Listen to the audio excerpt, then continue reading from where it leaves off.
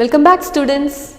Today we are going to learn about a new chapter, sorting materials into group. Children, open your textbook in page number 49. You can see this chapter, sorting materials into groups. Yes. Shall we now start the topic? Yes. Yes children.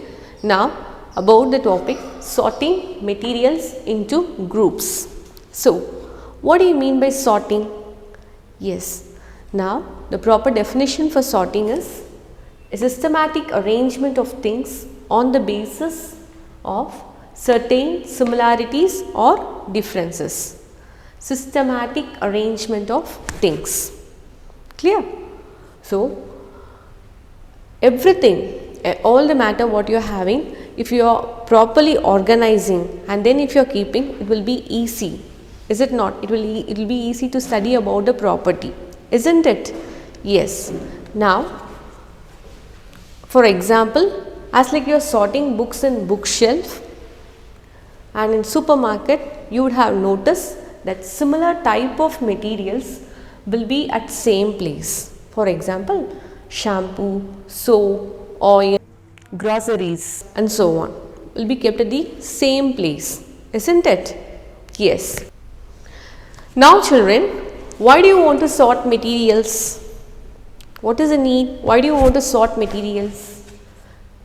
It makes us convenient to study their properties. It makes us convenient to study their properties. It saves our time and effort.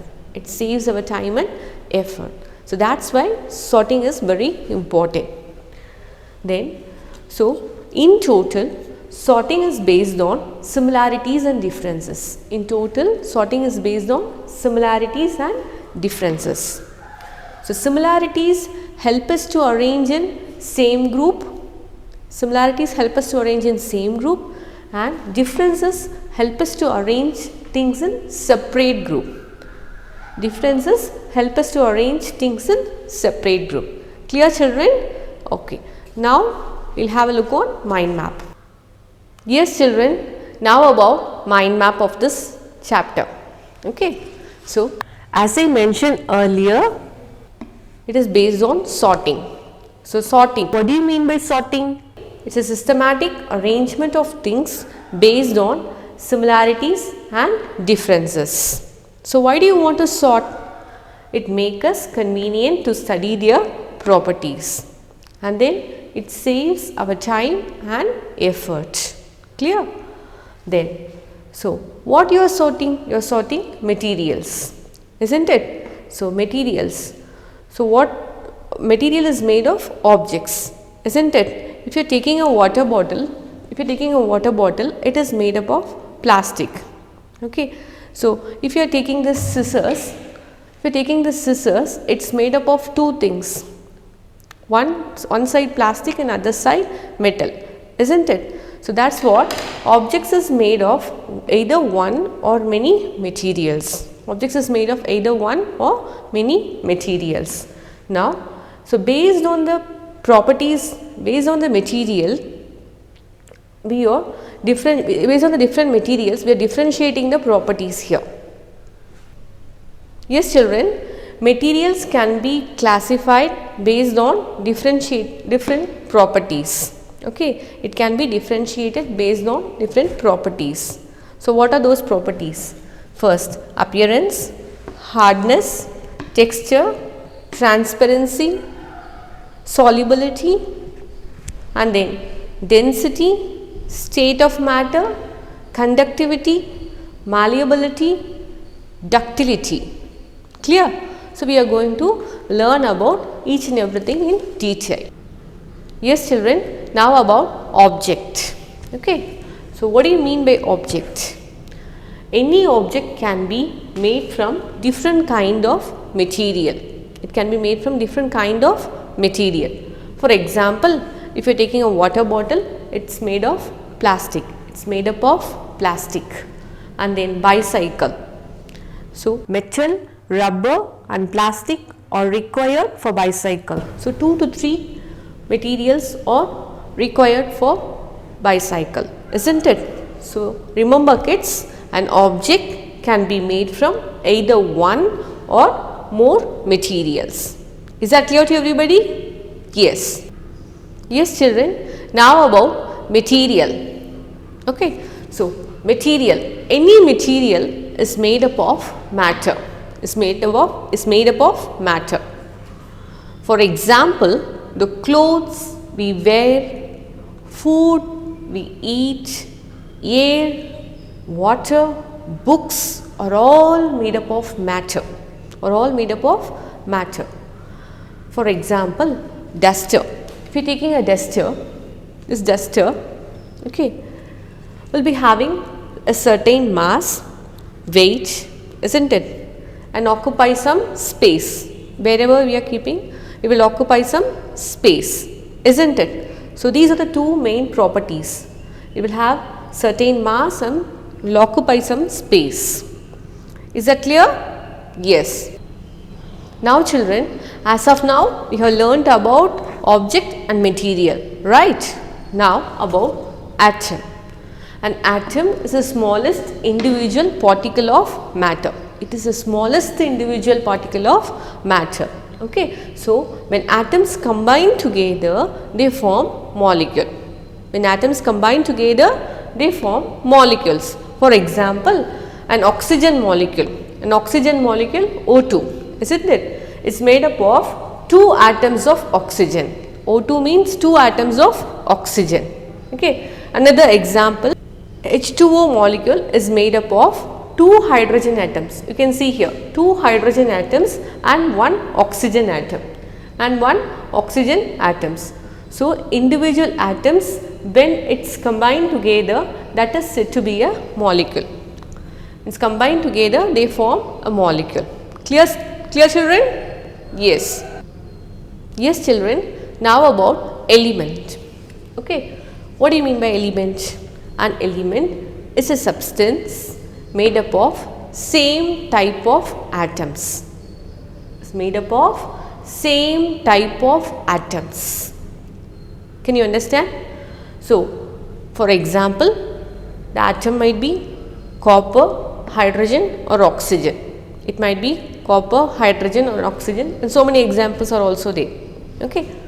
So, as of now, there are 118 different elements known so far. 118 different elements known so far. So, 98 of this exists naturally. Out of this 118, 98 of this exists naturally and rest are made in laboratories, synthetic. They are made in laboratories. Can you understand? Yes. Yes children. Now about compounds. Okay. So, the proper definition for compounds is substances formed from atoms of different kinds are called compounds. Substances formed from atoms of different kinds are called compounds. Is that clear? So, if it is of different kind, then it is termed as compound, and if it is of same kind, then it is termed as element. Is that clear kids? Good. Then, for example, H2O is made up of 2 elements. As I mentioned earlier, it is made up of 2 elements, hydrogen and oxygen. So, water is a compound. It is a combination of 2 different elements. That is why it is a compound. Clear? Then, another example, sodium chloride. It is made up of 2 elements, sodium and chlorine. So, that is also one example for compound. Clear? Good. Then, usually compounds are represented by formula like H2O, NaCl. They are represented by formula. Is that clear to everybody? So, children, now different materials are made up of different elements and compounds. I repeat, different material are made up of different elements and compounds. Clear? And they have different arrangement of atoms or molecules. They have different arrangement of atoms or molecules. Is that clear to everybody? Can you understand? Yes. Now we are going to learn about different properties of materials. Yes children, now about the first property, appearance. Appearance. Okay. So some materials are shiny whereas others are not. Some materials are shiny whereas others are not. The shine present in the material is known as luster. The shine present in the material is known as luster. Metals are generally lustrous in nature whereas non-metals are not. So, there are some materials which are shiny and not shiny also. Is that clear? So, children, you can see the chart appearance. Appearance is classified into two types, lustrous and non-lustrous. So, about lustrous, materials having shine. The materials having shine is termed as lustrous and materials having no shine is termed as non-lustrous. Clear? So, for example, gold, silver and metal comes under lustrous and wood and charcoal will come under non-lustrous. Now children, examples for lustrous, metal clubs. Metal clubs are lustrous, okay, and for non-lustrous, wood. Non-lustrous, wood. Can you see this? Yes. So children, now about the second property, hardness. Clear? So generally objects are classified into two types, hard and soft. Hard and soft. So hard objects are nothing but materials that cannot be compressed. Materials that cannot be compressed. For example, stone. Clear? And about soft objects, materials that can be compressed. That can be compressed. So, for example, cotton. Clear? Now, children, for hard, an example is stone. Example is stone. Can you see this? Yes. So, the materials cannot be compressed. It cannot be compressed is said to be as hard. Okay. Then, the second type, that is soft. Materials that can be compressed. See this? This is a cotton. This is a cotton ball. So, this material can be compressed. Is it not? It can be compressed. So, that is termed as soft object. Clear? So, now children, about the third property, texture. Texture. So, what do you mean by texture? Yes, when we touch the material, the feel of material is known as texture. The feel of material is known as texture. Clear? Now children, you can see the chart for texture. Texture is divided into two types, smooth and rough. Smooth and rough. So first about smooth, materials having no bumps on surfaces is termed as smooth. For example, flour. Clear? And about rough, materials having bumps on surfaces is termed as rough texture. So, for example, tree bark. So, children, flower petals have smooth texture, isn't it? The petals are having smooth texture and bark of the tree have rough texture. Is that clear?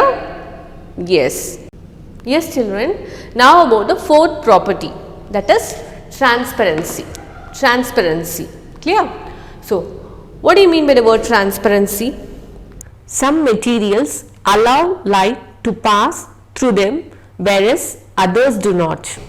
So, based on the amount of light that a material allows to pass through it, it is classified into three types. It is classified into three types. Clear students? Yes. So, children, you can see the chart for transparency. Transparency is classified into three types: transparent, translucent and opaque. Clear? So, now about the first type, transparent. Substances that allow light to pass through them completely. I repeat, substances that allow light to pass through them completely is termed as transparent. So, for example, glass, air and clean water. Now, about the second type, translucent. Okay. Now, here substances that allow only a portion of light to pass through them. Only a portion of light to pass through them. So, for example, butter paper or tissue paper. Butter paper or tissue paper. Third type, opaque. Opaque. Here, substances that do not allow light to pass through them. They do not allow light to pass through them. So, for example, wood, brick and all. Clear? So, now children, an example for transparent. Now, I am having a glass. Okay. Now, I am going to show light on the glass. I am going to show light on the glass. Okay. So, can you see that light is passing through glass? Can you see that light is passing through glass? Yes. So, this is one example for transparent. Yes children. Now, the second example for opaque. Okay. So, now I am having a piece of wood. I am having a piece of wood. I am going to show the light on wood. So, children, can you see that the light will not pass through wood, will not pass through wood. Clear? So, this is one example for opaque. Yes children, now I am having tissue paper in my hand. I am having tissue paper in my hand. Now, I am going to show light on tissue paper. Can you see that? Can you see that light is passed through the tissue paper? Light is passed, but still it is partially allowing the light. So, this is one example for translucent. Clear? Transparency is divided into three types: transparent, translucent and opaque. Clear? Yes. Yes children, now about the fifth property, solubility in water. Okay. Here, solubility is the ability of solute to dissolve in unit volume of solvent. So, what do you mean by solubility? It is an ability of solute to dissolve in unit volume of solvent. As you all know, you can see the picture, the watery part is solvent and the solid substance which remain down, it is meant to be as solute, isn't it? Yes. Now, once again I repeat, solubility is the ability of solute to dissolve in unit volume of solvent. Clear students? Yes. Now, it is further classified into three types. It is classified into three types, that is solubility of solid in water, solubility of liquid in water and solubility of gas in water. Yes children, now I am having 2 glasses of water. 2 glasses of water. In one, I will add a pinch of salt. A pinch of salt. Okay. And in another one, I will add some soil. Clear? Now I will stir it.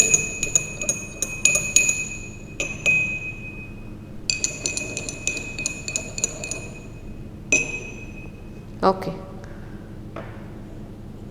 Then after a minute you can observe that salt dissolves in water. Salt dissolves in water, whereas the soil does not dissolve in water. Is that clear? Yes. Yes children, now about the second classification, solubility of liquid in water. Solubility of liquid in water. Now, I am having 2 glasses of water. 2 glasses of water. In one, I will mix some vinegar. Okay. And in other one, I will mix with oil.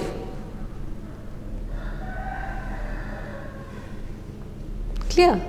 You can see that I have mixed with vinegar. Water with vinegar is here. It completely dissolves in water. Vinegar completely dissolves in water. So, this is one example for miscible. Clear? Then the other one, have mixed water with oil. Can you see that? A layer, top layer, yes. You can see two separate layers, top and bottom, right? So that it does not dissolve in water. So, it is termed as immiscible. So, this is miscible and this is immiscible. Clear? Yes. Children, you can see the chart for solubility. Solubility is divided into three types: solubility of solid in water, solubility of liquid in water, and solubility of gas in water. Okay. The solubility of solid in water is again divided into two different types: soluble and insoluble. So, for soluble, it is nothing but the dissolve in water. The dissolve in water. For example, salt we have done for salt, and for insoluble we have done for sand or soil, isn't it? Yes. So, next thing is about solubility of liquid in water. So, it is again divided into two types: soluble and insoluble. Otherwise, it is also termed as miscible and immiscible. So, about miscible, the liquid that dissolve in water. So, we have added vinegar to water, which is said to be an example for miscible, and then immiscible, liquid that does not dissolve in water, that does not dissolve in water. So, we have added oil along with water, is it not? Water will be there and we have added oil.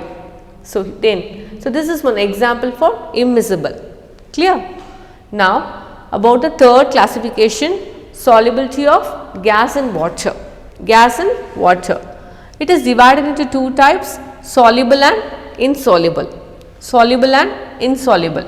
So, gases that dissolve in water is said to be as soluble, and gases that does not dissolve in water is insoluble.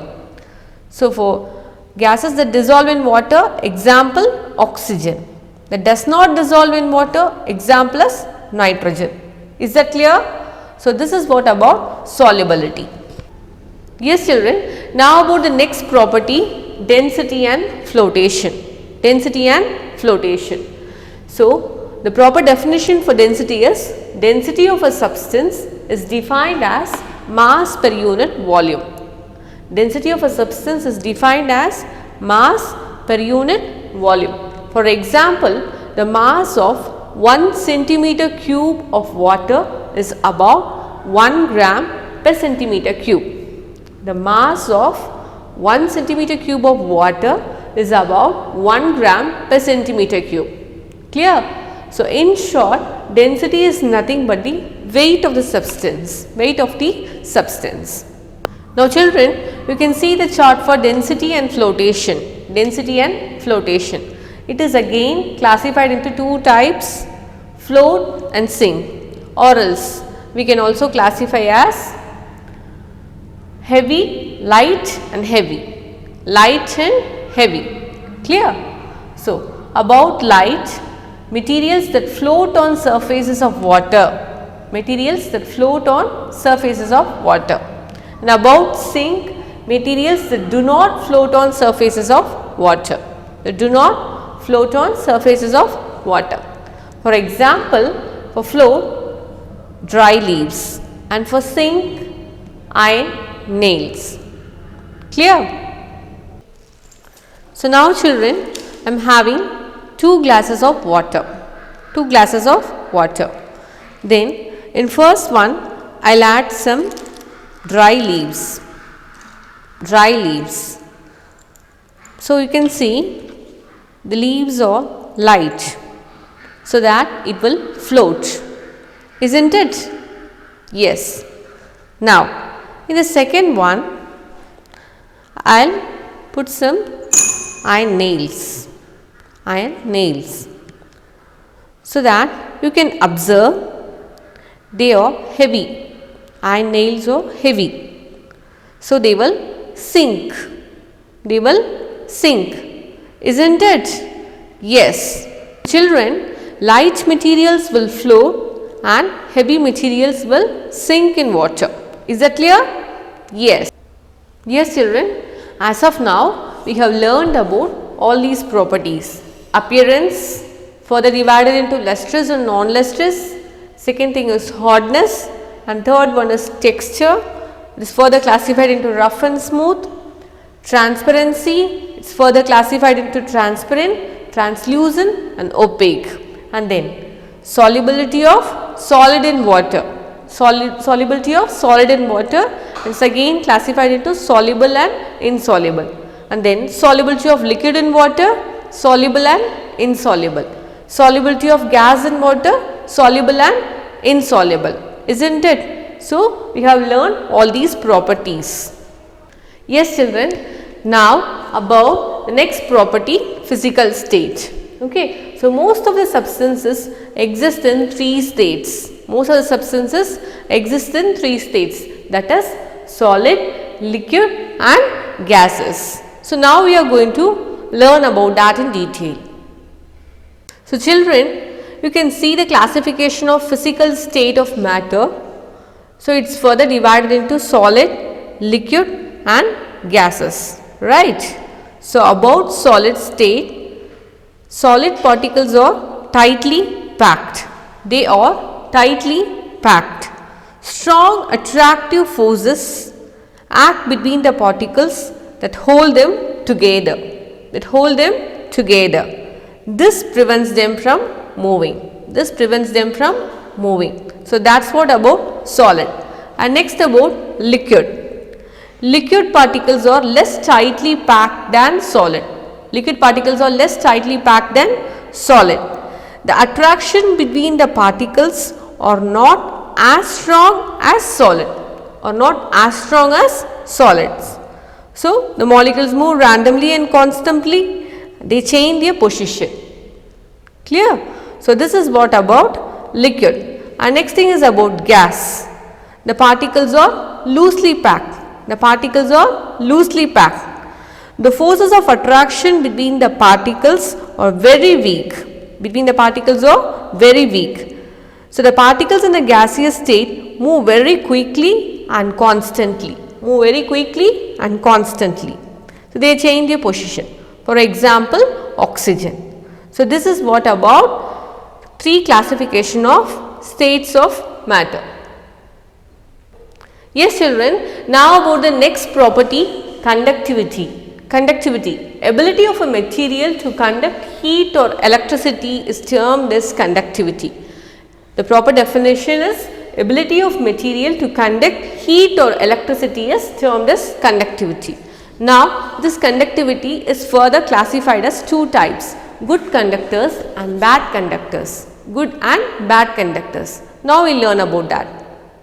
So, children, you can see the chart, conductivity.